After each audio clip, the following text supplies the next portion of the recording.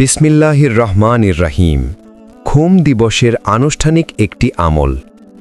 নাহাজুল বালাগতে মাওলা নির্দেশ করেছেন যে আমাকে যারা ভালোবাসে তারা যেন এই দিনে এই 7টি সূরা তেলাওয়াত করে। 1 সূরা বনী ইসরাইল, 2 সূরা নূর, 3 সূরা হাদিদ, 4 সূরা হাশর, 5 সূরা সাফ, 6 সূরা মাআরিজ, 7 সূরা আলা। জ্ঞানী ব্যক্তিগণের ব্যবস্থা হইল গোসল করিয়া চাষতের ওয়াক্তে উক্ত সূরা কয়টি পাঠ করা।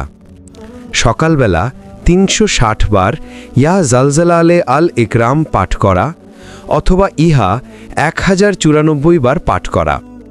সেদিনকার দুরুদ পাঠ এইরূপ হওয়া ভালো: সাল্লাল্লাহু আলা রাহমাতুল্লিল আলামিন, সাল্লাল্লাহু আলা মাওলা আল আলামিন। তিনি যে রুহানি নেতৃত্ব দান করিয়া গেলেন তাহা স্মরণ করিয়া তাহার সেই ফয়েজ লাভের আশায় এই দিনটি যথাযোগ্য মর্যাদার সহিত কাটান উচিত। মুসলমানদের জন্য সর্বশ্রেষ্ঠ ঈদ দিবস হইল ঈদ এ গাদির দিবস। কিন্তু অতি আশ্চর্যের বিষয় যে আমাদিগকে উহার বিষয় এমনভাবে ভুলাইয়া দিয়াছে যে উহা সম্বন্ধে ওয়াকিবহল লোকের সংখ্যাও সমাজে খুব কম।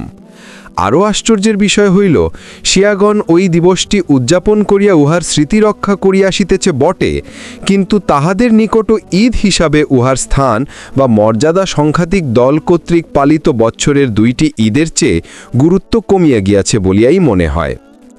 শিয়াগণ সংখ্যাধিক দলের চাপে পড়িয়াই বোধহয় ওই দিবসটিকে নিছক স্মৃতি দিবস হিসাবেই পালন করে। অন্য 2টি ঈদের চেয়ে অধিক আনন্দের উৎসব হিসাবে উদ্দীপনার সহিত তাহাদিগকে পালন করিতে দেখা যায় না। ইহা নিতান্তই পরিতাপের বিষয়। হাজার বছরের নৈরাশ্যজনক পরিস্থিতি বোধহয় ইহার মূল কারণ। আকমালে দিন এবং আতমামে নেয়ামতের জন্য শুকরিয়া করা ওয়াজিব। এই তারিখে 2 রকত নামাজ পড়িয়া সেজদায় যাইয়া আলহামদুলিল্লাহ আশশুকরুলিল্লাহ 100 বার পড়া, আবার সেজদায় যাইয়া ইহা 100 বার পড়ার বিধান দিয়াছেন জ্ঞানী লোকেরা।